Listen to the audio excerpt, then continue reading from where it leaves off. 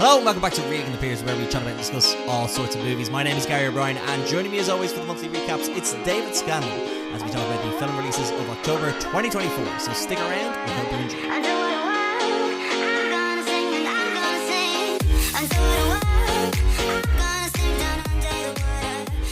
Now David, we have two options for this podcast. Yeah. We're recording this late in the month, but also late in the day. Yeah. So we can pretend we've recorded this in October and pretend we have no knowledge of any serious world events that happened in November, or we can address it.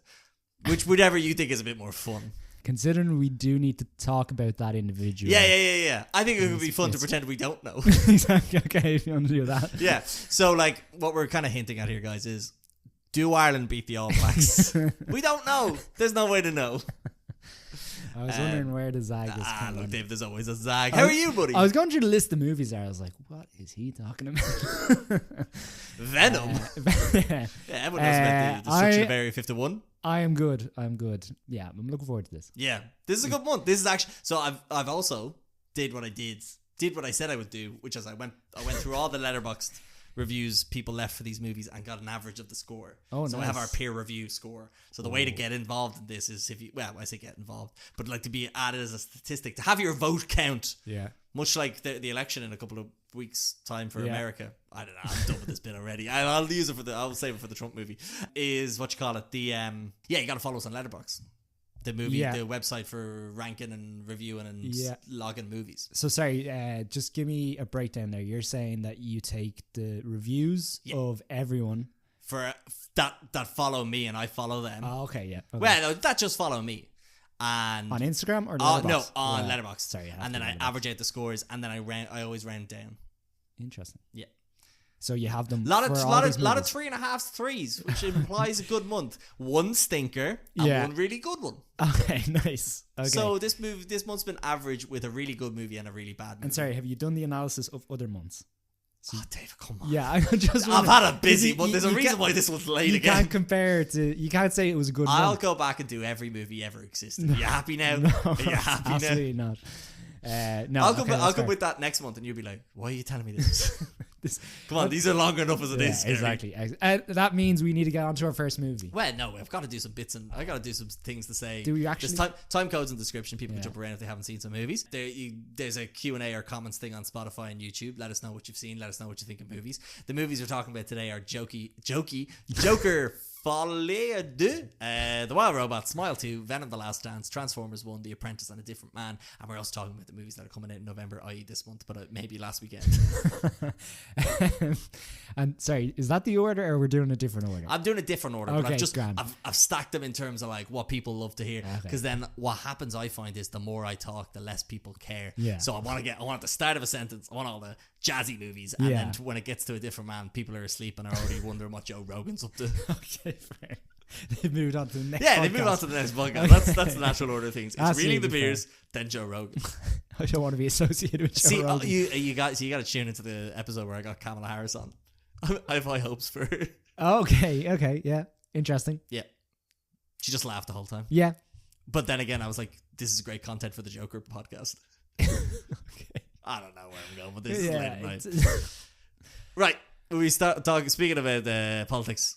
Start with The Apprentice. The Apprentice, David. What's that about? What's going on there? This is about a young Donald Trump who is eager to become a property developer in 1970s New York, and he is taken under the wing of a big shot lawyer named Roy Cohn, and it is just a biopic about his kind of journey into that world and how he became the person he is today, who we all know.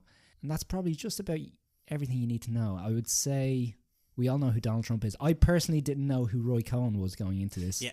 And since then, I've done a little bit of research, but I think that's everything we need to know. Personally, it's hard to say I enjoyed this movie, but I appreciate what it was going for. Yeah. First of all, just on the technical standpoints, I think it was well directed. Yeah. It looks like 70s New York. Yes. And sorry, I say it starts in the 1970s, but it does go through obviously a certain number of eras, 1980s, 1990s. So we see like New York kind of develop throughout the movie as well. We see then moving on to the acting side of things. I think we have two stellar performances from both Sebastian Stan and Jeremy Strong. I think if I was to maybe lean one way or the other, I'd probably say Jeremy Strong is probably the more standout. Just, again, I think it's hard to get the idea of Trump out of your head, whereas, again, going in with a clean slate with Roy Cohn. Then, I suppose, the other couple of names I want to just mention are Maria Bakalova. And from The Bubble, David. That movie we loved. Oh, fuck me, yeah. And then, sorry, I just wanted to mention as well... Which actor you look at? Which character? The dad. You're looking at Martin Donovan. Martin Donovan. There it is, sorry. Yeah. Again, it doesn't have a huge amount to do, but there is a scene towards the end of the movie which I was really impressed with. Inside the waterfall? No. In the house. In the house with the document? Yeah. Yeah, so I think this is kind of a standard biopic, but I did enjoy the fact that it maybe just is very focused. Like, it just picks out one or two very specific kind of eras and specific, what are you trying to say, kind of points of interest throughout Donald Trump's life, and just kind of really gets a microscope in there and just gets us really invested in how he kind of became the man he is.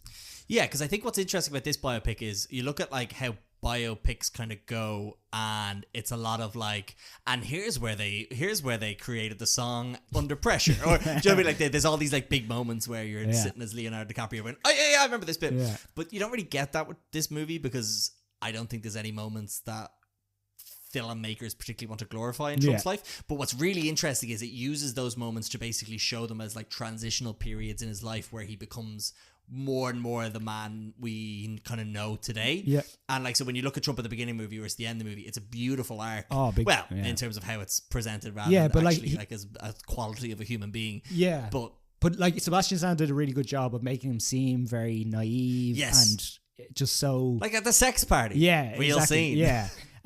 Whereas by the end, he is a killer. Yeah. Like he is... Yeah. But like, he's everything... It's really interesting because how Sebastian Stan is at the end of that movie and how people treat him is kind of how Trump still believes him to be these days, when it's categorically not. But like, it's just really interesting to see like, that transition. And that's what I kind of enjoyed about this, because it doesn't glorify Trump. It's not played for laughs. It's not a drama, really. It's just like it's nearly like a Shakespearean like fucking descent into egotistical madness and cutthroat. Yeah, I just used in my review the idea it's Frankenstein and Frankenstein's monster. Yeah. It's that idea that Roy Cohn obviously did some terrible things, you know, in his career, but then I think the worst thing he could have done is create this sort of monster, and he just passed on the knowledge he had built over his years as a lawyer onto someone who's obviously gone on to be. But what's interesting as well is that like Roy Cohn was like wanted an heir. Yeah. He didn't have kids. So he's like, I want to pass it on to someone. And it's so funny to see Trump being like, I have this, I'm not telling anyone. Yeah. He's like, no. Yeah. But yet he does tell people, but he doesn't have that same, he never provides people the favors or the political influence to be able to fully manifest that insanity. Yeah. But Sebastian Stan's great. Yeah. I think it's weird to see a dramatic Trump impression. Yeah. I think we're so used to the comical one that it's weird to see it used dramatically. I don't know what Roy Cohn is like, but I just know Jeremy Strong is 100% dead on. Yeah. Not doing any research there. I just know for a fact. Jeremy Strong is weird enough to get that 100% right. Absolutely, yeah. And I completely agree with the aesthetic of the movie feeling like it's shot and set in the 70s. Yeah. The score is electric. The score is unbelievable. And I meant to say the director, whose name I do not have here, but I know that another movie he directed called Border, that myself and Luke did for a podcast episode that never came out because it got corrupted. Ali Abbasi. Yeah. And I cannot say the movies are similar in any way, shape or form, but my God, the range of this lad. He's a Danish... I could have it wrong. He's half Danish, half something else. So he is Danish, Iranian? Iranian Danish. Okay. But, so I don't know how he's landed up in Hollywood, but maybe from the movie Border. He has another movie about a spider. It's called The Big Spider or something Spider. Holy Spider. Holy Spider was close. That maybe got him on the radar a bit. But yeah, it's kind of, this is a bit of an interesting movie because I don't know if you saw, there was one of Trump's donors backed this movie because they thought it would be a positive movie. And then realized quickly it was not going to be. Did they take the money away? I think they did take the money away or something. Fair. But like it's definitely, I watched it the day Trump got... I've ruined this. Just, anyway. Say it, I watched the day Trump got elected, and it was, I don't know if it was a comfort, but it was more of a reassurance that everything I held to believe about this man, regardless of whether he got the popular vote, to watch a movie like this, like, scumbag. Yeah. Big scumbag. Yeah, absolutely. And sorry if I offend my MAGA listeners, but Yeah. go fuck yourself. Yeah, we don't need you. No. But yeah, like, I don't think it'll get any Oscar buzz. Really? I don't think so. And not even like is it based on anything, or is it adapted, or is it original? I don't know, maybe, yeah. Because I don't know. It's a tight script. Like, the dialogue is Yeah. snappy and sharp. And yeah, there's a lot of scenes of Sebastian Stan, just like the scene where he's with his whoever is his ghostwriter for The Art of the Deal. Like, that's a great scene. Yeah. Like you say, there's scenes with his dad. Yeah. Even the scenes towards the end between him and Cohen, once there's obviously there's that like power shift. Yeah. Like, it's definitely. And you don't think acting wise, you don't think? I think this is a weak year. I am fed up of people winning Oscars for portraying real life characters. Yeah, that's fair. And I think I just don't want any more of I just don't want to think about this man. Yeah. After this movie kind of thing. Fair. Yeah. Again, liberal Hollywood probably will make sure this. Yeah, maybe. But then again, I can see Hollywood shifting to a more conservative stance, because they're like, that's where the money is, because more than half the people in America support that. Yeah, fair. But anyway, we just want Twisters and Top Gun Maverick, eh? Yeah, class. Speaking of great conservative media, should we talk about Venom: The Last Dance? Wait, what? No, it's not conservative at all. I'm just joking. What? Wait, Venom: The Last Dance? Yeah. Oh, here we go. Right. You told me The Last Dance. Yeah, I did. You told me to rewatch The Last Dance. I did, but I don't think I did. I think I said. But Gary, I watched the sports docu-series from 2020, The Last Dance. So you thought I said, hey David, for our monthly recap episode where we talk about the latest film releases. I thought it was weird too. I thought it was no follow up. No, I just thought, you just trusted me blindly. Well, look, I thought it was weird, but then I was like, you know what? Maybe I should go watch The Last Dance, and I thought it was great. So David, you get an insight to one of the greatest sports scenes. To watch Lock, Stock and Lock, Stock, but yet on a similar name confusion, you went off and watched 8 episodes of Netflix's The Last Dance, profiling the life of NBA superstar Michael Jordan and the Chicago Bulls. But like, it's an incredible insight into the mindset of some superstar athletes. I was blown away. But you're telling me I was supposed to watch Venom: The Last Dance? Yes, the movie that came out in October 2024. Yes. No, I didn't watch it, man. No, I didn't watch it, nor should you. Right, so the plot of this movie is that Eddie and Venom are on the run, hunted by both of their worlds, and that makes no sense. And with the net closing in, the duo are forced into a devastating decision that will bring curtains down on Venom and Eddie's last dance. So this is a movie that caps off the Sony Venom trilogy, starring Tom Hardy as the titular character. It's got some new additions into the cast, like Chitty Ejiofor as Rex Strickland. It's got Juno Temple as Dr. Teddy Payne. Rex Strickland. David, I'm just getting started. You've got Rhys Ifans as Martin Moon, a hippie and alien enthusiast. We've got Stephen Graham from one of our favourite movies, Boiling Point, back again as Patrick Mulligan. He was in the other one. We've got Peggy Lou as Mrs. Chen, and some other characters as well. So the plot of this movie is Venom. It's bad. It's bad. The plot is bad. This movie's the plot. Okay, so it's a fun time. I don't have much bad to say about it, but I have nothing good to say about it. Do you know what I mean? Like, it's not offensively bad. It's not as bad as your Morbiuses or your Madam Webs, but it's nothing special, and it's so tick the boxes. So basically what happens is, the slight spoilers for Venom: The Last Dance, is that Eddie and Venom, whenever they go full Venom, they activate a thing called the cortex that is stored within them. And that only got put in them because when Eddie died in the first movie and Venom brought it back, he created a cortex within Eddie. So every time that cortex is activated, i.e. when Venom goes full form, Null, the creator of the symbiotes, who is looking for that cortex, so to free him from this weird intergalactic jail, he needs the cortex, so he sends these hunters out, who are like the Nazgul in Lord of the Rings, and every time Frodo puts the ring on, they're able to find Eddie.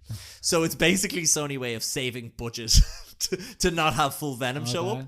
And there's scenes where you need Venom to go full Venom, but then there's scenes in Las Vegas where Mrs. Chen is there for no reason, and Venom and her dance to ABBA in full Venom form for no reason, but that activates the Nazgul. Kind of forget the names of the monsters when I'm going to call them the Nazgul. You okay with that? Yes, that's good to me. Cool. Tom Hardy is fatigued. Rex Strickland, the army general, is in charge of closing down Area 51. But because they have Area 55 ready to go, which is keeping all of the symbiotes they've collected. And that in charge of that is Dr. Teddy Payne, played by Juno Temple. Payne spelled Payne. She was, her brother loved science, and they were on a beach one day and they were running and he got struck by lightning and died, and she can't move her left arm. That's a plot point that comes up frequently and is never paid off. She just got struck by lightning. That's it. Okay. And we keep flashing back and she's always like, what would my brother do? Anyway, it's just a narrative mess, and it's very much like, oh my god, they just happen to be going to this place where the symbiotes are, and he happens to get picked up by these people who are going to the same place, and there's a lot of plot contrivances going through. Okay. It's fine. It's not egregiously edited as the last one, but I just think it's so bland and there's nothing to it. But Sony, thank you so much for inviting me to the Venom multimedia screening and subsequent after party. Yeah, any questions? My question would be, is this the worst, what is it called? Spum? Yeah, Spum. What is it? Like? Sony Pictures universe of Marvel. Franchise yeah, movies. No, like, it's so fine. It's so fine. Like, no, the worst franchise of movies. So I'm talking about... No. There has to be some... Oh, Sharknado. Come on, like, that's not, you're talking real movies. That's hardly like.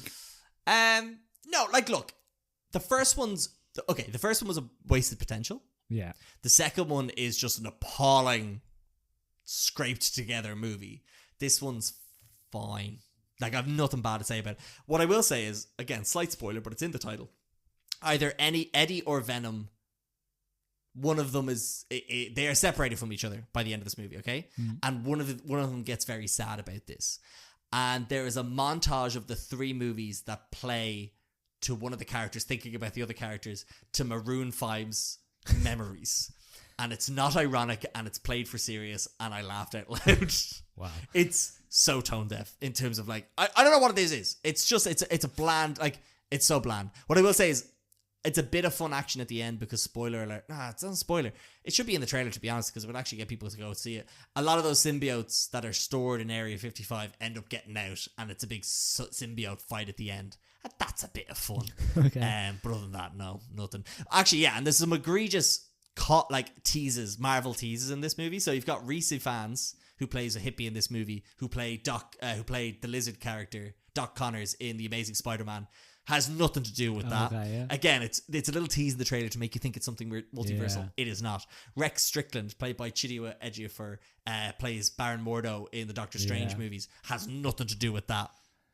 At one point, Rex Strickland gets command of Area 55. He's like, I want full command. And they give it to him and he goes, summon the 6.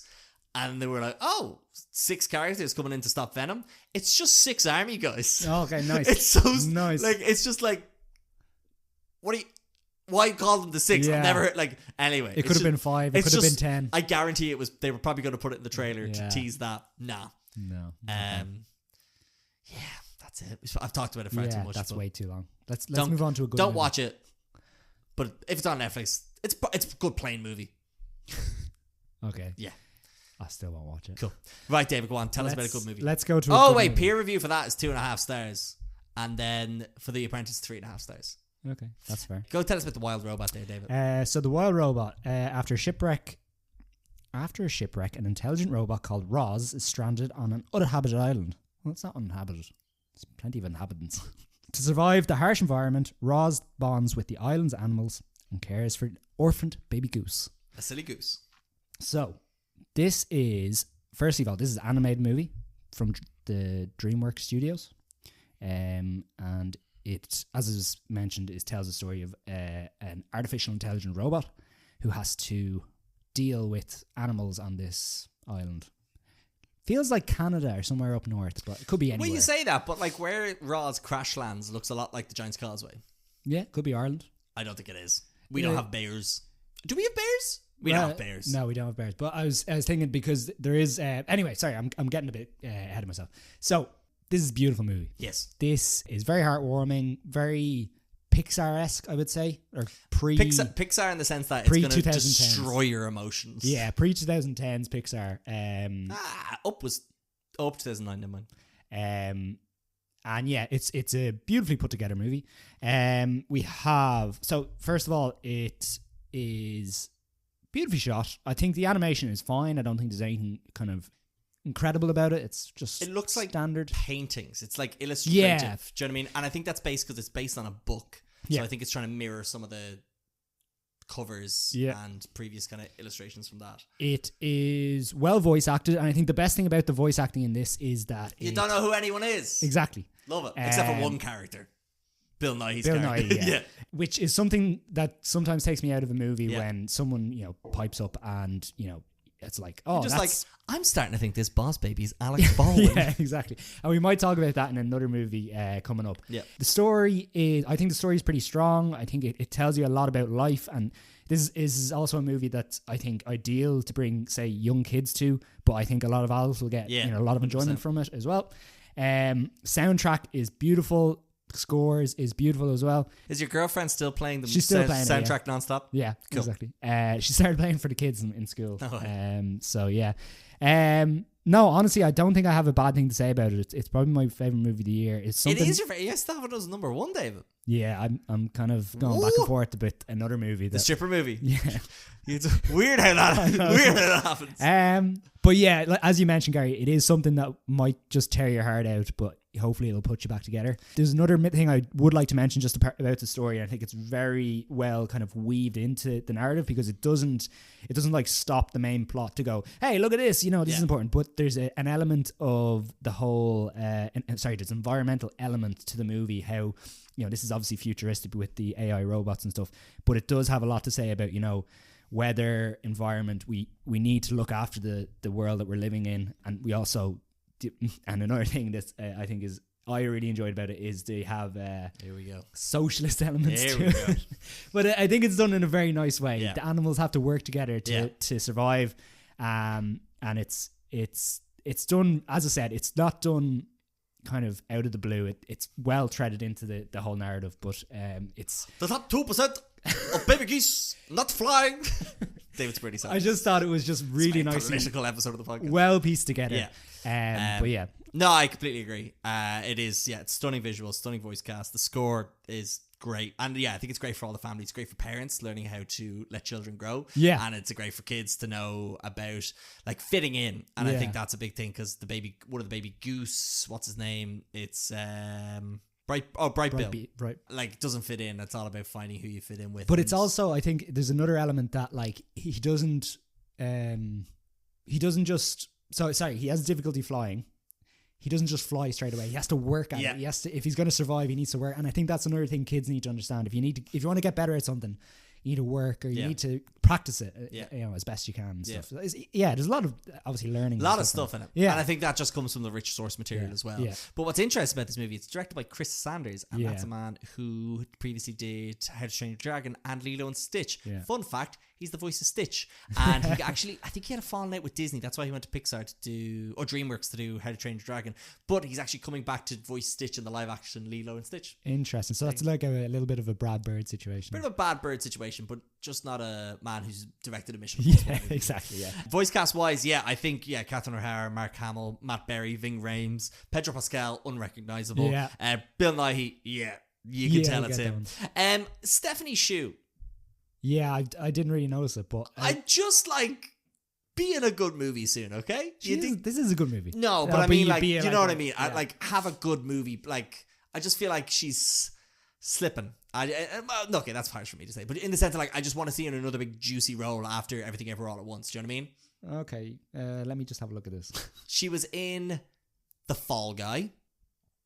Yeah, she didn't do much in The Fall Guy. No. She was in a movie called Dee Dee this year. It's supposed to be very good. Dee Dee. She was also in Joyride, which I know I watched and I didn't enjoy, but I'm sure a lot of people did. But I'm talking about, like, post Everything Ever All at Once. Was it this not one after? Joyride wasn't post, was it? 2023? No way. Yeah. Sorry, What's did you mention Joyride again? It's like 4 Asian girls go to China or Japan. No, it's China. Sorry, Who did I forget? China. Did you say Lupita Nyong'o? Oh, she's fantastic. Yeah. She's another one, man. Like, get more stuff now. Do you know what I mean? she deserves. I'd a hate to huge see her amount. only be driven into voice acting roles, but Yeah. if it keeps her career going, I'm all for it. My big thing about this, and it's not just to do with this movie, I think it's to do with a lot of big animated movies, is that sorry, what am I trying to say? So voice acting has always been like a career. Yeah. You know, people who, you know, get into it, whether it be, you know, video games, animation, stuff like that, you know, it would be your main thing. You know, you would just voice act. And I feel like Hollywood is kind of going in a direction. I understand it. If you're going to have a big budget animated movie, you need to have sort of names attached. Mm-hmm. But I feel like it's difficult to look and go, okay, we have this star-studded voice cast, but like, I'm sure there's voice actors there that you could have brought in who would have done just as good a job. Yeah, true. And it's, you know, it's just something I had to think about, you know, coming out of this movie. But again, it's kind of a nitpick if I'm honest. Yeah. Equal roles for everybody. No, but it's just like, you know, I'm sure, I don't know Mark Hamill is obviously a voice actor in his day, but like, I'm just trying to think Bill Nighy, like, I mean, how come on, you don't Bill Nighy. He fits the role. But, okay, yeah, fair. Anyway, right, should we move on to our next segment called Tell You What I Saw the Other Day? let's do it. Number one, I watched this movie. Not number one, but the first one. I watched this movie, rewatched it. I'd seen it before. Showed my girlfriend. She'd never seen it before. Love this movie. It's called Mitchells vs. the Machines. Oh, It's an incredible movie. you talked about this before, didn't you? We talked about it about 3 years ago, David. Yeah. It's a fantastic animated movie from Netflix. It's basically all about a family who have to deal with a sort of AI apocalypse. The robots take over. There's these like helper robots similar to what we would have seen with Tesla. And they try to... What did I say? Oh, sorry, Tesla, yeah. You see, remember those robots, the Tesla robots? Sorry, yeah. And they capture everybody and they're trying to send them off into space. And this family of 5 with basically a dad, a mom, and 2 kids and a little cross-eyed dog have to save the world. And it's so funny. The animation is fantastic. The voice cast is unbelievable. The message, the jokes, they come a mile a minute. It's great. There's a scene with a giant Furby that I still think is one of the funniest things I've ever seen. It's on Netflix, like an hour and 50 minutes. I highly recommend it. She said, like, find me a silly movie, and I was like, oh, I got a silly movie for you. Nice. So yeah, I'd highly recommend it. Absolutely, yeah. We talked about it previously when it came out, didn't we? I think we might have done it as our end of year movies. No, that's a quality movie. I'm going to mention, I'm not sure what streaming service is on. I'm going to mention the movie Room. Yeah, and what is that coming off Amazon now in 2 days, is it? No, it says here it's still on Netflix. Oh, there you go. Oh, yeah, that'll be on Netflix for a while, yeah. Beautiful. It's like going into it, I was kind of expecting maybe like Oscar baity, if I'm honest. And then for some reason, I just thought the whole movie took place in the room, but it doesn't. Spoilers. If that's false advertising. Yeah, you should sue them, and you should pick up your other lawsuit the one about for Anna de Armas not being in yesterday. Yeah, like it really like. Fair play to Brie Larson, she does a great job in it, but Jacob Tremblay, Jesus. Yeah, I know. Yeah, fuck. And then it's weird to then see him go on to do Good Boys. Yeah, I know. There's a bit in the movie where he has to go on a drive with a fella, and I just couldn't help myself, but I was like clenching my fists so hard. I remember now. Yeah. And I was just so amazed. I got so invested in it. Irish director Lenny Abramson. Peter's out a little bit towards the end, but I guess that's kind of more to do with the what would you say, more the psychological element to it, so I can kind of understand that. Yeah, it's one of those movies where it's very generous from a runtime perspective to allow you the space to run, like to calm down, to wind down after a very traumatizing hour 40 minutes, let's say. Exactly. But I guess from a narrative perspective, you're kind of just like, yeah, get to it. Yeah, I think it's that kind of psychological aftermath of what's gone on. Yeah. And it's gone on for a while. But it's basically about this guy has kidnapped a woman played by sorry, it's also not The Room. Yeah, it's not The Room. Kidnaps this woman, has a kid with her, and then keeps the kid and the woman in the room for 7 years. For 7 years. Well, sorry, the kid's 5, so it was 2 years. And Brie Larson won an Oscar for it as well. Yeah. William H. Macy is in this, isn't he? Yeah, he's very good in this. Do you think so? I like his character. I like where his character goes. Exactly. Because it would have been too easy yes. for everything just to feel like, we're all back together. So okay, that's fair. So that takes an interesting turn. I really respected that from the movie. Is it based on a book, David? I don't know. Okay, I don't know.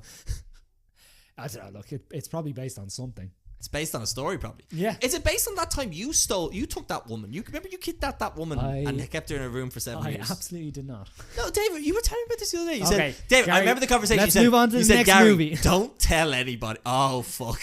Let's It's move on to the based. next movie. I'm such an idiot. It is based on a book. It's based on Room by Emma Donoghue. Sorry, What's that on again? It's on Netflix. It was on Netflix. It was on Netflix. Paths of Glory. It's on Amazon Prime. It's a young Kirk Douglas, Michael Douglas's dad. Are you telling me Michael Douglas is a nepo baby? He is a nepo baby, David, and also he got cancer from a weird thing. Moving swiftly on. Okay. No, it's Stanley Kubrick. It's 1950 something. It's basically set in World War II. French troops are sent to do a suicide mission effectively, and then the French there's a mad French general who's like, you disobeyed orders, we're gonna put you in jail, and it's basically it's a bit of a satirical take on what people do during war. Amazon Prime. It's an hour and a half. It's an hour and 26 minutes, and it's very well shot, very well acted, and it's not overtly funny, but it's humorous in its satirical depictions Concepts. of generals. Do you have any others before I'll just speed through these last? I have two. I have Wolfwalkers. Wolfwalkers? What's that? Which is on Apple TV. It's an Apple TV Plus, David. Oh, sorry. It is about it's set in Ireland. Sorry, it's an animated Irish movie. Yeah. Set in Ireland back in the day when the Brits had control. For some reason they have it set in Kilkenny. David, when in this 800-year period? I don't know, 1800s was it? Oh, yeah, 1700s? I don't know. I think it's post-famine, probably. Anyway, but it's very mystical and magical, and it has lots of Irish legends kind of mixed into the story. Roy Keane. Mick McCarthy. Pint Baby. And yeah, very sweet. The animation is 2D. We were having this conversation. Kira found it a little bit weird, and I was like, yeah, that's 2D animation. They did that back in the day. Tom Moore is the director. Yeah. He did Songs of the Sea and The Secret of Kells. Yeah. This got nominated for anything? Yeah, it got nominated for the Oscar in 2020. Yeah. Very good movie, nice and sweet, has that kind of mystical element. Tommy Tiernan has a very nice cameo, a very funny cameo element in it. But it's worth a watch. My other one, I'm just going to quickly mention, is the movie Scream, which I think is the perfect Halloween night watch. You've stolen one of my things. Oh, sorry. But yeah, I went to go to the drive-in theater to watch it. Yeah, worth it. Good. Bad. Yeah, it's like you ever been sitting in your car and thinking to yourself, I'd love to be watching Netflix right now, but the screen to be outside the car. That's it. So when you put your phone up on the windscreen, yeah, but like motorway. Far away. Yeah, do you know what I mean? Yeah. No, but Scream was a perfect movie for that. Yeah. Nice and spooky. I'll tell you what, the first time I watched Scream was after I'd watched Scream 5, was it? I don't know why. I think going back to it again, you can just definitely appreciate the origins after you've seen. I've seen all the Screams now, and just going back to watch the original, you're like, okay, yeah, you can kind of see all the weird the bits, tropes, and like Matthew Lillard's character is insane. Like, what directions was he given? It's very strange. Yeah, but and I always forget Henry Winkler's in it. Yeah, he's the principal. There is rumors of Matthew Lillard coming back. Yeah, which is interesting. I'd love it. But we'll see. But he's too busy with his other successful horror franchise, Five Nights at Freddy's. Is he? Well, he's in the first one. I don't know if he's in the second one. Okay.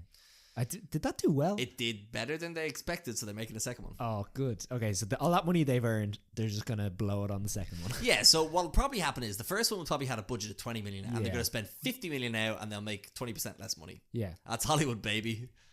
That sounds like a movie we're going to talk about. Oh, we'll get to that in a bit. Yeah. Right, I have two more quick ones to talk about. One is called A Man Called Otto. Yeah. Joe sent that in. On Netflix. Great watch. Nice. It's what you call it? What's his face? Dave Forster? No, what's his name? Mark Forster. Sorry, yeah. Dave Forster is a different person. Mark Forster makes me cry every time. It's an emotional movie about an old stubborn man who learns how to embrace community and get over his weird what you call it? Isolation. His what you call it? His trying to stick to the book and trying to kill himself. Yeah. And hey. Sometimes those things you don't always need to do, particularly the last one. We covered on the podcast before, but I'll always say Tom Hanks casting his son not needed. Yeah, too distracting. And the last one, which was really interesting, comes from Daniel, not my cousin. Disney Plus. Yeah. We covered it on the podcast before, but it's quite relevant for this month because the actor in this movie has actually in 2 other movies we've talked about, one being The Apprentice. It's fresh on Disney Plus. Wow, okay. And I was thinking... We're doing a Sebastian Stan trilogy. Yeah, exactly. And I was thinking back, I was like, man, what a movie. Like, because it's been about 2 years. I think it's about 2022. Yeah. And I kind of forgotten about it. It's, what you call it? It's Sebastian Stan and female Paul Mescal. Daisy Edgar-Jones. Daisy Edgar-Jones. And I just remember thinking... That was a great movie. Yeah. Great, weird, gross people eating food in that movie. Yeah. Great suspense. There's that dance scene. Yeah. I'm trying to think, is he weird enough in the third movie we're going to talk about to have this as a weird I have person? not seen the third movie. So. Oh, okay. Sorry, I forgot about that. Yeah. Yeah, okay. Nah, not weird enough. Yeah, okay. Could have been weird, but Yeah. it wasn't. So yeah, okay, 2 of those are horror movies that maybe were a bit past Halloween, but I think Fresh, if you haven't checked it out on Disney Plus, is worth checking out. Absolutely, yeah. Yeah. Some twists and turns. Some twists and turns, David. Next one. Next one, that's everything I got. Oh, that's everything. Okay. We go back to our other movies of the month? Yeah, let's do it. Let's go, baby. David, this one is, I think, over to you. We're talking about Transformers 1. Yeah, so this again, is this another animated movie I'm talking about? I'm talking about a lot of anime movies. Anyway, sorry. This is a Transformers prequel. We all saw the Michael Bay movies. David, it's called number 1. Yeah, we all saw the live action Michael Bay movies, and some of them were okay, and some of them weren't very good. But this is a prequel movie that takes place on Cybertron, and we meet. Sorry, I need to get the names up because they're not called. Orion Pax. Orion Pax and N16. N16. And say D16. N16 is usually the road I take to get home. So D16. So yeah, Orion Pax and D16. So these are Transformers, but they're not Transformers. They're actually mining robots, and they live on Cybertron, where they have been they've been forced to mine Cybertronium or Electrium. Anyway, it's the thing that makes them go. Let's say, go gadget Transformers go. Sorry, I'm just gonna get the thing up because David, I don't know how much of this I've cut out, but I think people should Transformers Pokemon go to the polls to not vote for Trump. I don't know where we are in this timeline of what we're doing. But it is about how Orion Pax and D16, who we now know in the future as Optimus Prime and Megatron, become those characters. Yeah. So at the time, during the movie, they're miners. They don't have the ability to transform. But they obviously want to, they have ambitions to get out of the mines, become Transformers. But they're being ruled over by Sentinel Prime. And back in the day, he fought alongside the other Primes who all died off in a war or a battle. And he's been looking for the source of the... what is it? It's the leadership matrix. Yeah. I think that might be right. Yeah. I'm making this sound way more confusing than it is. Anyway, look, it's an animated Transformers movie. It's perfect for kids. I think it's lighthearted enough, and there is some decent jokes in there that'll have adults kind of chuckling along. Voice acting, again, I'm bringing up my point that there's a lot of big name voice actors in this. We have Chris Hemsworth as Optimus Prime. We have Brian Tyree Henry as D16. We have Scarlett Johansson as well. Alita 1. And B is played by Keegan-Michael Key. John Hamm is Sentinel Prime. Steve Buscemi is Starscream. Which I think is perfect at. Perfect casting. Prime casting. And you've got Lawrence Fishburne as Alpha Trion. Which I feel like it was very Morpheus. Yeah. But it works. I had a good time with this. It's refreshing coming from the Michael Bay movies. Probably my second favourite Transformers movies if I was to put it behind Bumblebee. Yeah, just enjoyable. Nothing special. I don't think it's going to stand the test of time like, say, The Wild Robot. But definitely worth the watch. And again, I think another one that's perfect for kids to watch long.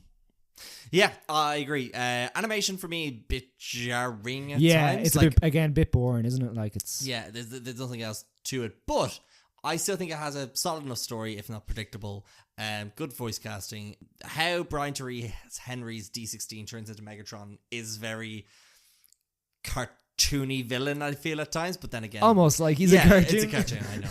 It's an interesting, like we always say, the Transformers movies would be better without the humans, and this kind of proves in a way that it's more exciting. But then again, how feasible would this be in live action. It's nice to watch a Transformers movie without feeling the dying thirst of a Mountain Dew or a Bud Light or to buy an Xbox or whatever other product placement they throw into these movies. The voice casting, yeah, I think Keegan-Michael Key plays a great Bumblebee because he's loud and chatty when we know his character eventually loses his voice. Steve Buscemi's great. John Hamm's fantastic. Brian Tyree Henry plays a great villain, so he's well cast. Scarlett Johansson, I hope she got paid money because her role is just there. Chris Hemsworth is good for most of it until the end of the movie where he tries to recreate the Optimus Prime voice and it sounds like a kid trying to sound like an adult. Yeah. But plain movie. I think but my biggest compliment to the movie is they actually give some personality to these robots who for so long we've just known, well, personally for so long I've just known them as just like hunks of there's junk. Robot A and fighting against Robot B. Well, B is one of them, David. Yeah, Robot C. There's no C, I've checked my notes. Look, if you love Transformers, I think you'll have a great time with this. I wouldn't be like, get out and watch it, but the peer review for this is 3 stars. There you go. So, yeah. Right, should we talk about another movie? What's the next movie? Smile 2. Okay. Should we talk about... No, this one, so I was talking about Transformers 1. Yeah. And this is Smile 2. Okay, very good. Smile 2. So, this picks up from where the last Smile movie left off, which was me shitting my pants watching it. But about to embark on a new world tour, global pop sensation Sky Riley begins experiencing increasingly terrifying and inexplicable events. Overwhelmed by the escalating horrors of the presence of fame, the pressures of fame, Sky is forced to face her dark past to regain control of her life before it spirals out of control. So, for anyone who's not aware of the Smile movies, what tends to happen is that there's been 2, but they follow a relatively similar formula of a person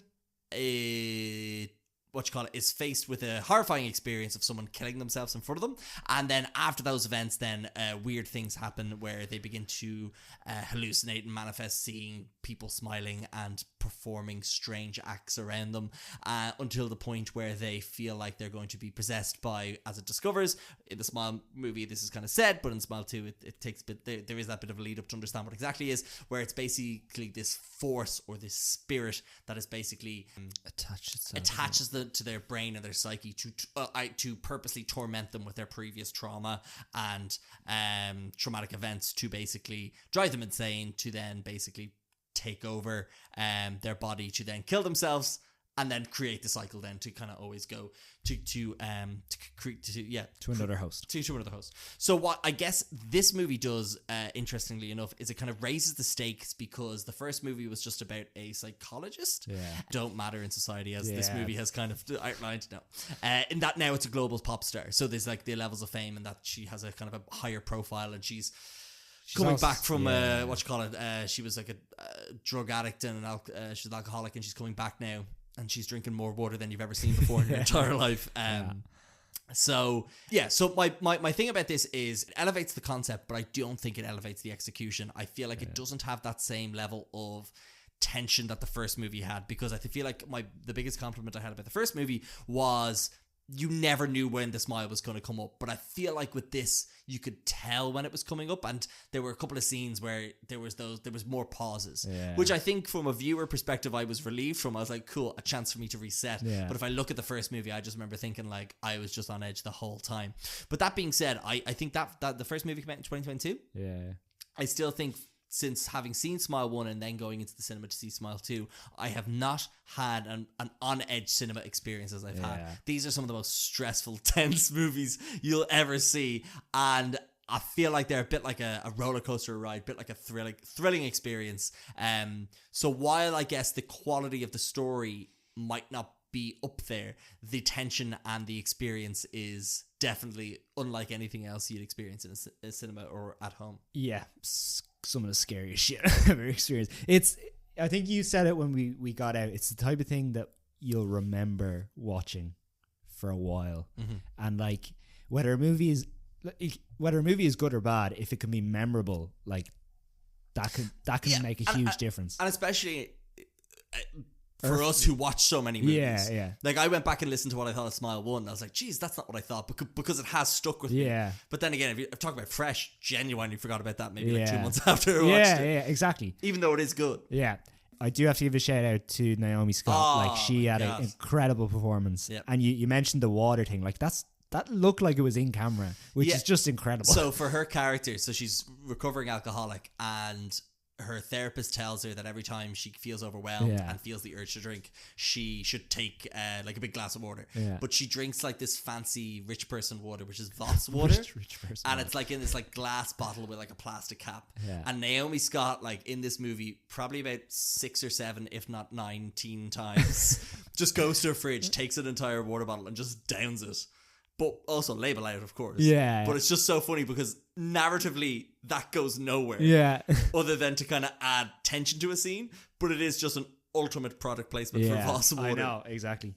But yeah, I think you're right. There's a couple of ways I was hoping it would go at the end, and it's not that it disappointed me, but again, I think I think as well, having seen the first one, is it that you're in the whole, you know the formula. Or you're on the ride. It's like going on the ride again.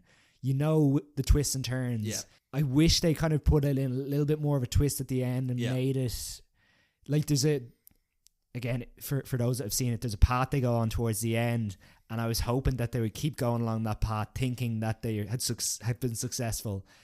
And they weren't, but yeah, again, the thing for me is it wasn't disappointing because the ride was just so enjoyable, and again, I have to really salute the director and I think it's the writer as well, for like, no matter whether a movie is good or bad, if it can be memorable and you can have a memorable experience, it'll make a huge difference. So I just for that reason, and like I said, I think this is a performance from Naomi Scott. Like, if it was in a more of a dramatic film, it could be up for awards buzz, but it's obviously just it won't get any sort of buzz like that. Yeah, and I think I remember watching a lot of interviews at the time when Lupita Nyong'o was in A Quiet Place, and she'd have to like hyperventilate to get ready for a scene a lot, and I think Naomi Scott did a lot of like terrifying, like there's a lot of moments where she's utterly terrified and like acting against nothing because it's what she's seeing in her head, and I think she does it so well that like it must have taken a bit of toll to get into the mindset to do that. But then again, that's her job.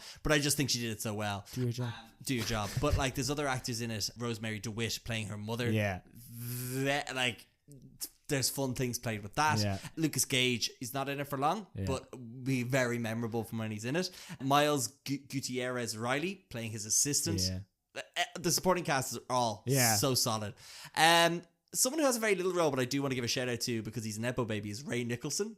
He is Jack Nicholson's son, and there's a scene where he has to do the smile and he looks like his dad, and I just really enjoyed for the whole press tour. Everyone's like, and how did you do the smile? Did you get tips from your dad? And he's just like, no, I just look like him and that's my smile. And they're like, yeah, but like, your dad's in The Shine, you're this, like that, you must talk about it. He goes, no, we don't really talk about acting, I'm my own actor. I smile as I smile. I was like, but you look like your dad, so that must be like, so anyway, that was fun. But no, like, look, it's funny, my sister watched this and she thought it was like comical, like the first movie she watched, the Smile one, and she was like, yeah, it was kind of laugh out loud funny. But she's a sociopath, right? No, because I think when you watch it at home, you maybe don't have that. You can go on your phone, you're just watching people getting freaked out by smiles. But I think that this is one of those movies where, I know we're a bit late to tell people to go watch it in the cinema. It might still be in cinemas if you want to be spooked post-October. But like, it's such a great cinema experience. No one's on their phone. Everyone's scared out of their fucking minds. I will say, I think there was some cinemas in Dublin, say, when this was coming out, they did the double feature. Which that's too much. Tough. That's that tough. Sounds I tough. don't need that for and my it's heart. like, this one's 2 hours. The first one is probably an hour 50. Yeah. So you're talking 3 hours of just like butt clenching. And if you've watched the first Smile, the last 15 minutes of that, I don't think I was right for about 2 hours. I'd hate to go through that and then be like, you ready for Smile 2? There's people out there. Freaks. What was the 3.5 was the peer review for that. 3.5 guys. See, how are you getting them to be? I round up. So for example, I think Smile smile might have been, let's say, 3.323 or something. I don't know. I have to check my maths. I'm an analyst, Gary. It's not. I'll show you them after. I love the decimal places. Yeah. No, I always ran down. Sorry, ran down. Fair. Yeah. No, that's right. So how? No, I can't remember how I did them, David. I did them earlier today. I was in a rush, okay? But speaking about being in a rush, let's get to the end of this podcast. But now I'm going to throw it over to you, David, to talk about a movie called A Different Man. Different Man. Aspiring actor Edward undergoes a radical medical procedure to drastically transform his appearance, but his new dream face quickly turns into a nightmare as he loses out on the role he was born to play and becomes obsessed with reclaiming what was lost. So, this is the third Sebastian Stan movie we're talking about today. So, as I was saying there, Edward has kind of a disfigured face. He has neurofibromatosis. And he lives next door to... What's her name again? Fuck. Is this an actress? Ingrid? Yeah, Ingrid. Renate Rensive. Who people... If people have seen the movie Worst Person in the World plays... no way! Yeah. Did not know that. Yeah. There you go. And so she... I don't know how in-depth I want to go to, but she kind of... I don't know if she fancies him or she just kind of hasn't liked him. Yeah. And she's a bit of a screenwriter or a writer, so she writes a play. But he gets the procedure and then can't play himself. Oh, okay. So then the third actor that comes in is Adam. Is it Adam? Adam Pearson. As Oswald, who also has fibromatosis. Neurofibromatosis. But he has it in real life, which is incredible. And so he kind of steals the role from him. Now, the movie takes like this turn in the last half an hour where things get like super crazy. The problem is they don't really build that up. Right. I think the movie needed to go a little bit more wacky at the start. Mm-hmm. I don't need like crazy. It just needed to be like there's just things that are going on in his life, and he's not confident enough to say deal with them. So, for example, like there's a leak in his roof, and he doesn't want to like deal with. This is Sebastian Stan. This is Sebastian Stan's character. Cool. This is when he has his neurofibromatosis. And he doesn't want to deal with anyone because he's just afraid of like how they'll look at him and stuff. Right. And it's a real like serious kind of character study into someone who might be dealing with like that sort of facial disfigurement or whatever. Yeah.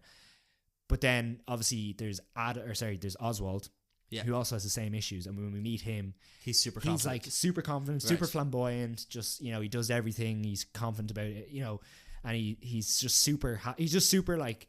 Chill and in his own body and stuff. The problem is I wish like the character Sebastian Stan was playing, I wish he was just more like he does things at the end of the movie that like you're just doing that now for like an effect rather than that being built into the character's psyche. Right, okay. Now don't get me wrong, I enjoy what the movie was trying to get at and what the movie is trying to tell you.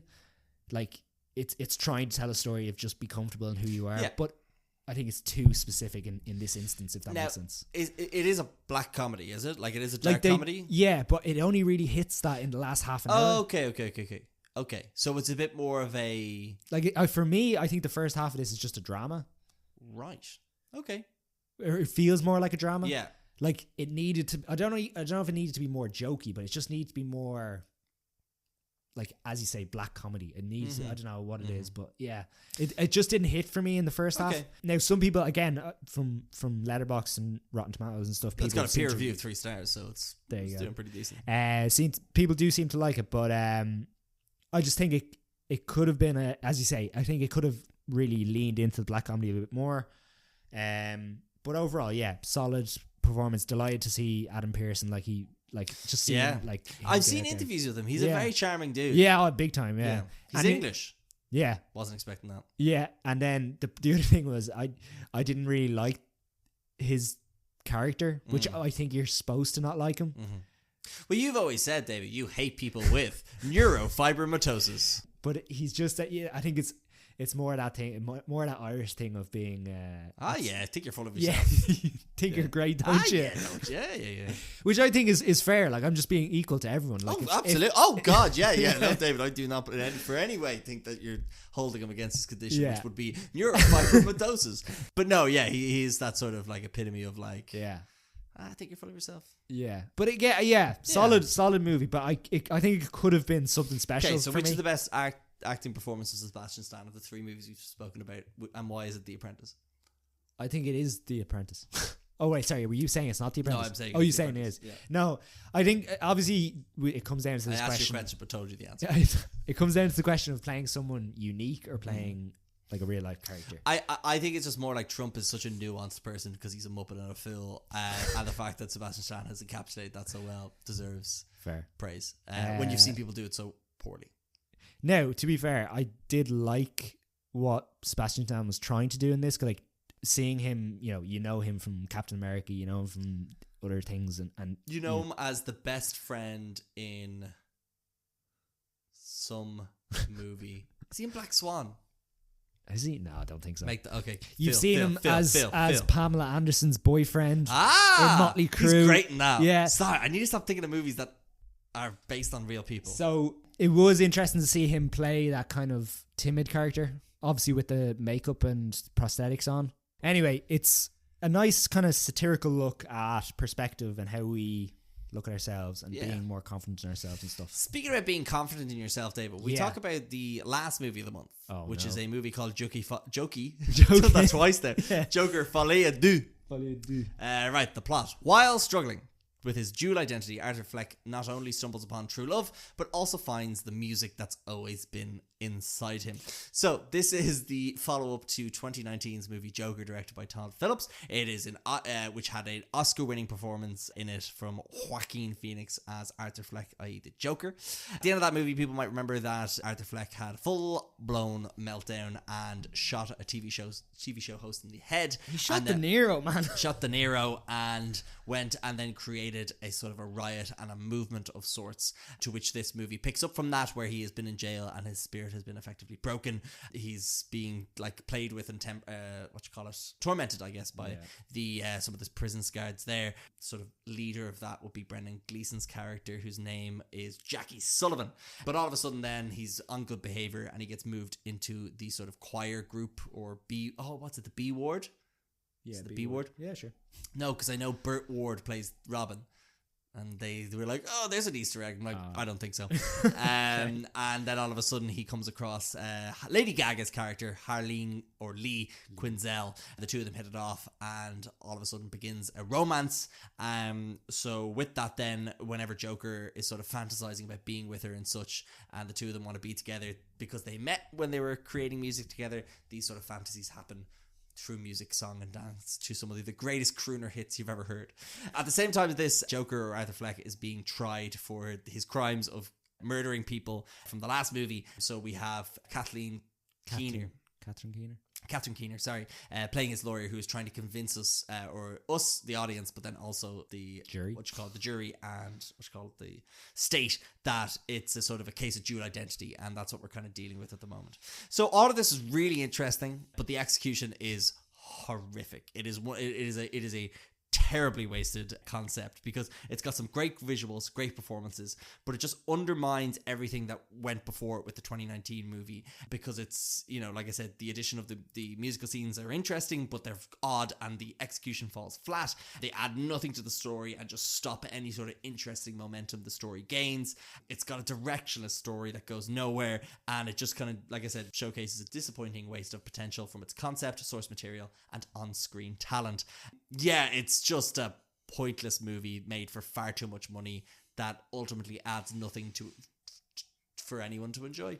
I was going to say the movie itself and the story kind of reflects the making of this movie, because, as you mentioned, Catherine Keener plays Arthur Fleck's lawyer, who has come up with this concept that, dual personality, that it wasn't, Arthur Fleck who killed all those people. It was this Joker character who has taken over Arthur's body, and she seems to be doing a really good job as his lawyer and convincing people. But then Arthur Fleck just decides, you know what, I'm gonna be my own lawyer, and gets rid of her and just do Joker stuff. That's pretty much how this movie was made, or seems to be what the movie was made. That they had a great concept in Joker 1, and they're like, now we're going to throw all that out the window. Just do music stuff. Well, because we got Lady Gaga. So the first movie got a bit of backlash at the time because it sort of seems to instigate or sort of maybe motivate a lot of a section of the internet that would be described as like incels and people who are like, you know, the society has failed me. I am going to go out and trash a place, or sort of condones that behavior. But I think the idea was that Todd Phillips was trying to vilify that, and then to see such success and such support almost horrified him from that realization. And then he made a movie where it completely undermined all of that, and then made the Joker to be a dweeb, a big virgin, and just a loser. Also, the idea of just that like blind fandom and you know, taking things way too far. And like, look, I like that approach, but why make it a musical? Yeah, like, as in, like, you're doing too much here.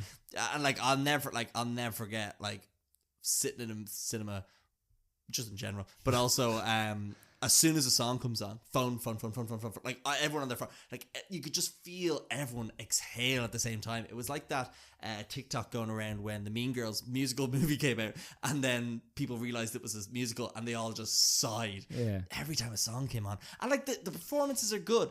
Like Joaquin Phoenix singing is obviously not on par with Lady Gaga, and there's some interesting visuals, but like it goes nowhere, and it just wastes 4 minutes of interesting story about 10 times. Yeah, as you say, I think it's, for me, the biggest thing is it shouldn't have been made. Like, no, but see, the first one made $1 billion. So they were like, of course we're going to make another one. And then Joaquin was like, yeah, pay me like, I don't know, I think he got paid a ridiculous amount of money for it. But I would argue, I actually really like his performance in this movie. I think what's great about his performance is he starts so small and then tries to get so big, and then just like flatlined in a way. Like, I think his character goes through a lot of range in this, similar to the first movie, and I think he gets to play with a lot more ups and downs in this, I guess, which is quite interesting, but it's still not well written to be able to properly enjoy the performance, I think. I wouldn't say it's better than his first performance, but I do think there's a good performance there. Same with Lady Gaga. I think Lady Gaga does some good stuff in this. She doesn't have a huge amount to but do. she doesn't have a lot to do. And like, anyone else? Zazie Beetz comes back. Like, a lot of the courtroom scenes are like just basically recapping the events of the first movie. That's who plays Gary? I don't have his name here. Oh, Lee Gill as Gary Puddles. There's a great scene with him in it. And it basically... But it's just reminding you of the first film. Oh, I disagree, because it puts the first movie in a completely different perspective. That's kind of interesting. No? I don't want to give it away. No. But don't go out and watch this movie. But like, I find it really interesting because the Joker, he was finally embracing Joker again in this movie. And then he kind of, it's then just... I can understand him giving that sort of monologue about how it affected him. But... yeah, just in the whole context of the courtroom scenes, it was just... by that stage, we'd been through all this. We know the movie. We saw the first one. Yeah, I get that. We're not in this one. But I think what was important for it was he was basically retelling the events to Arthur Fleck. Yeah. In a moment where Arthur Fleck was, maybe I did do good. Yeah. And then it just comes crushing down. I suppose, yeah. Because it's a great scene where Joker becomes his own lawyer. Yeah. And he's doing it like foghorn, loghorns. I do declare, Lady Justice. And I'm just like, I was like, this is good. I like that because it's funny and it's something Joker would do. Yeah. Everything else is not what Joker would do. Yeah, that's fair. But again, this isn't the Joker, Gary. Shut up. So stupid. Like, it's, and yeah.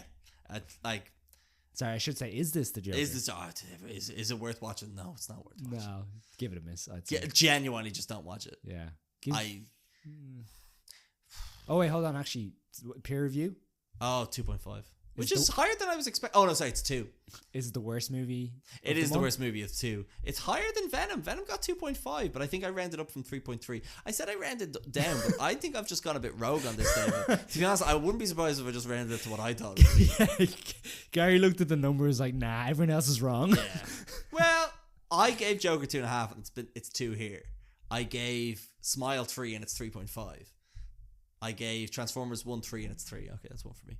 I gave Wild Robot 4, and it's 4.5. So it tends to go against what I have to say. It's 2.5 on Letterboxd average. Okay, so the peer review is a bit below. We need more followers. We need more positive people in our lives, David. Yeah. I don't have much else to say. Tarantino loves this movie. I don't know if you heard this. Does he? So he came out and said the reason he likes this movie is because it's brash, bold, or like something about being bold and like out there, and how Todd Phillips is the Joker, because the Joker would be someone who would take $200 million of a studio and make a musical that basically undermines the value of the first movie. That's Joker, baby. And I think Tarantino's just like, he's just a bit strange. Yeah, but like people have paid in to see a good movie. Yeah, consider like Joker, like what you call it, Tarantino's always like, oh, you got to give the audience good value and blah, blah, blah. And then he's like, yeah, fuck the audiences. I'm like, okay, baby. He just hates comic book movies, so of course he'd love this. Yeah, so. Right, should we talk about what's coming out in November and then let's get out of here? Yeah, go for it. Cool. Okay. There's a movie called Nora coming out on November 1st. Now that is next week or last week or whenever we said the timeline would be. But basically, Nora is about a young sex worker from Brooklyn gets her chance at a Cinderella story when she meets and impulsively marries the son of an oligarch. Once the news reaches Russia, her fairy tale is threatened as parents set out for New York to get the marriage annulled. We've seen this. This is one of my favorite movies of the year. Go out and watch this. You can go fuck yourself. You can go fuck it. It's funny, it's tragic, it's well acted, shot, great produced, soundtrack, fantastic soundtrack. Do you like Take That? You'll love this. If you like boobs, you'll like this. This is phenomenal. This is a must watch movie. It won what you call a Palme d'Or at the Cannes Film Festival. Great goons. No, get out and watch it. Yeah, really highly recommend this. Really great movie. Peer review 4.5 stars. Only because me and you have seen it. And we're right. No, seriously, it's very rare we get to watch something and then tell you to go watch it. Yeah. But this is for sure. I keep going. Juror number 2. While serving as a juror in a high-profile murder trial, family man Justin Kemp finds himself struggling with a serious moral dilemma, one he could use to sway the jury verdict and potentially convict or free the accused killer. Did you not bring this up last time we talked? No?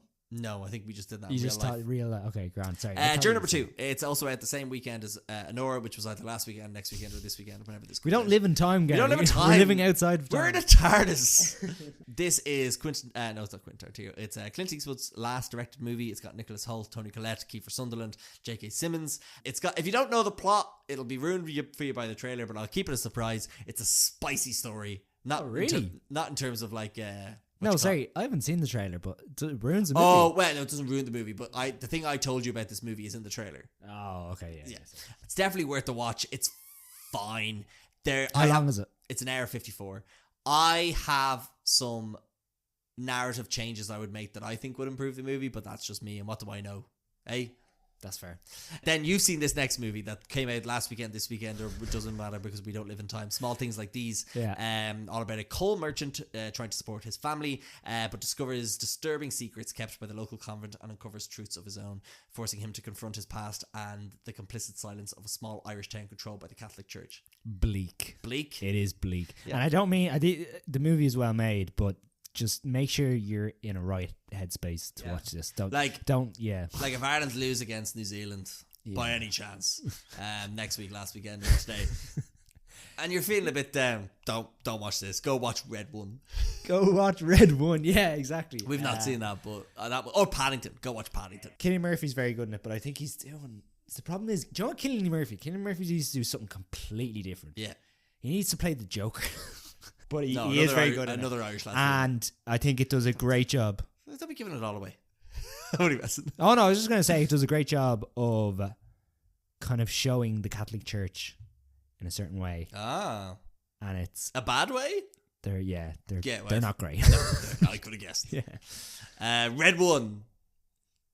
Every time I see this, I just think Rogue One. That's a great movie. I'm going to go watch that.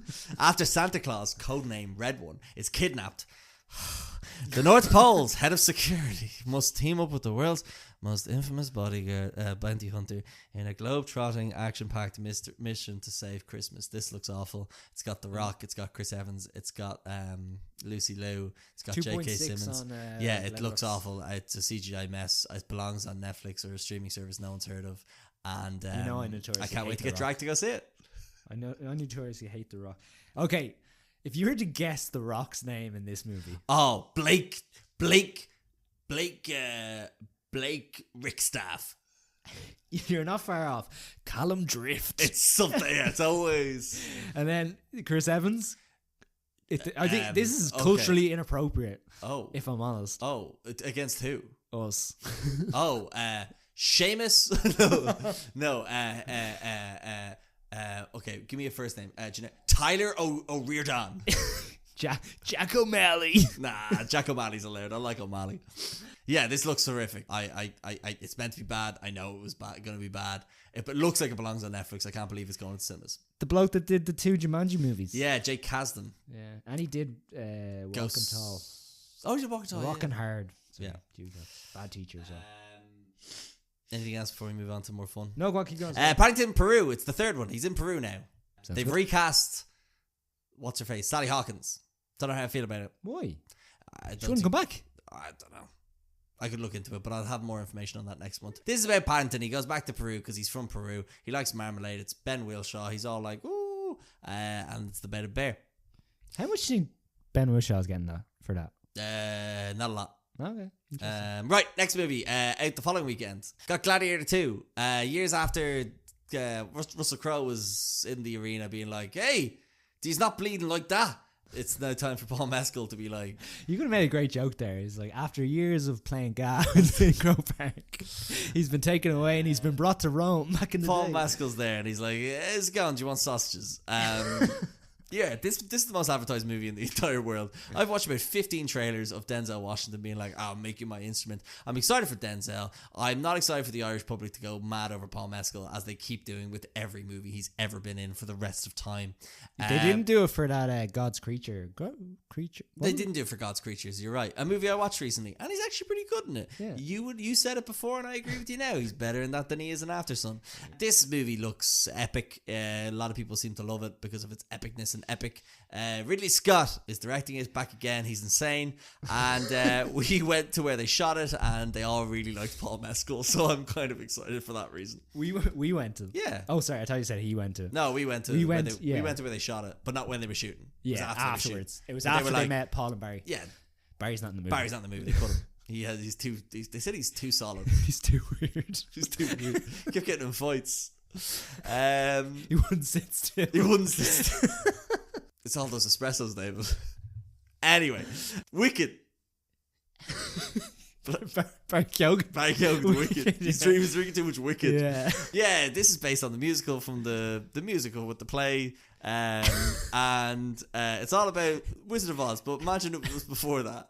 And it's all What about... if the Wicked Witch wasn't so bad? There's the two witches. One of them is meant to be the green and evil, but maybe she wasn't all along. It's a 3-hour musical that's now been split over 2 movies, with one being 2.5 hours. Yeah. It's directed by the man who did G.I. Joe Retaliation, so buckle up. It's going to have some ninjas fighting on a cliff. I saw the play recently, didn't like it. You saw it in the Burgosh, doesn't count. No, like I liked the whole production of it. I just didn't like the story. Fair. It's got Cynthia Erivo. It's got Ariana Grande. It's got Bowen Yang. It's got Jeff Goldblum. It's got a lot of people in it. It's the guy who directed it now, to be fair to him, I forget his name, but he did In the Heights, and he did another musical. He did the Step Up movies. Another one you notoriously didn't like. Because Lin-Manuel. In the Heights, and what else did Lin-Manuel do? Hamilton. He didn't direct Hamilton. No, I know. He didn't direct Hamilton. Hold on. He's not involved in Hamilton, is he? Is he not in Hamilton? No. What? I thought he was in Hamilton. The guy who directs it? No, Lin-Manuel.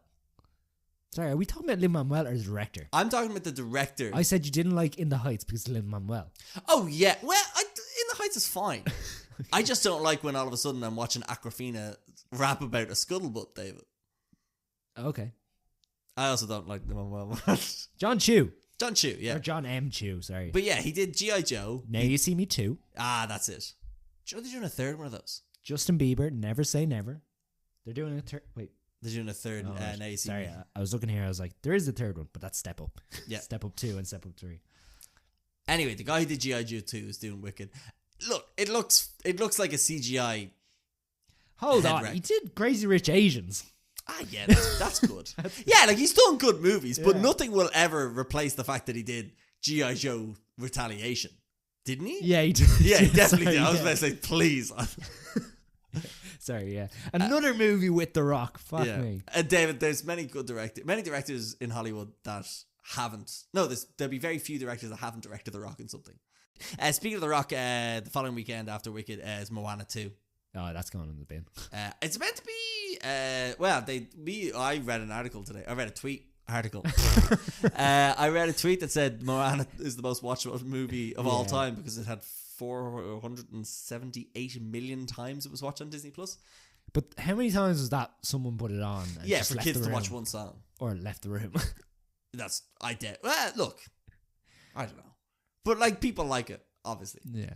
I'm sure. They're making a second one. They're making a second one and they're making a live action one, which just seems bizarre. Like a lot. But The Rock in that one as well. The Rock is in that one as well. God. The Rock is. David, The Rock is in something at all times. Like, I will admit, I saw that picture of The Rock in that boxing movie. Is boxing? Yeah, is that the Safdies? Or if I made that Brothers, up? Yeah. And he looks like he's playing a character in that one. Yeah. Which is like, okay, good job. You know, that's what actors do. Yeah. Like Dave Bautista. Yeah.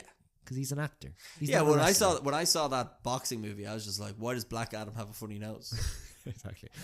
And the last movie coming out in November that is on my radar, I'm sure there's other ones that I'm the most excited for after Anora, which I have seen, but depending on this timeline, David, I might not have. Conclave. It's basically the Pope dies, they have to elect a new Pope, but there is suspicion and conspiracy and intrigue. There's some scheming going on. Ralph Fiennes is there, and it's who else is in it? Is it John Lithgow or Jonathan Price? I never remember who's who. The Tooch is in there as well, David. Jonathan Price. He always plays a Pope. Jonathan Price. He got tangent. He got called out for his weird typing in Tomorrow Never Dies, and Seth Meyers like, good. Somebody deserves to call him on this. And he goes, you got me. I got nothing. This looks great. It's directed by the guy who did All Quiet on the Western Front. Yeah. I'm very excited for this. So yeah, November. The end of the year. It's picking up. Yeah. Yeah. Yeah, interesting. Yeah. Yeah, looking forward to it. Yeah. I can't say what I'm looking forward to most because I've already seen some of it. Maybe I haven't. Yeah. Depends when this is coming out. Yeah. But it's Nora. It's probably Nora. Yeah, it's great. Of the ones I haven't seen, I haven't seen that trailer for Conclave, so I don't know. People keep saying it looks spicy, and I'm like, spicy. I'm using spicy incorrectly, but I'm liking how I use it. Yeah. Yeah. But yeah, I'd vibe with that. Mm-hmm. Okay. We sound so old saying vibe and spicy incorrectly. But anyway, we should leave it there because this is a long one. Plenty. David, thanks so much for inviting me over to your house to record this and watching New Zealand beat Ireland. That was fun. Yeah, you're welcome. Thanks. Do we always lose when we come here? I think we feel like our teams always lose when we come here. Probably, yeah. That's a bad omen. Anyway. We need to demolish the house. I think so. Anyway, thank you people for listening to this as well. Keep up to date with us on Instagram, TikTok, YouTube, Letterboxd, all the links in the description. Email readingofthepeers@gmail.com with anything, just anything. Just say hi. Yeah. I don't know. Call. Tell us what day it is today. Send suggestions. Subscribe and follow for more episodes. And let us know what you saw the other day. And most importantly, watch Mrs. Doubtfire. That's the other thing I meant to do in the last one. I didn't. I was going to say, if people can text in or message in or whatever. Text in. Can we get money from that? Whatever the fuck you do. Let us know if you've seen any of the films we just talked about and if you like them. Yeah. And if you've taken our recommendations on board. If not, go fuck yourself. Yeah. And do you like The Rock?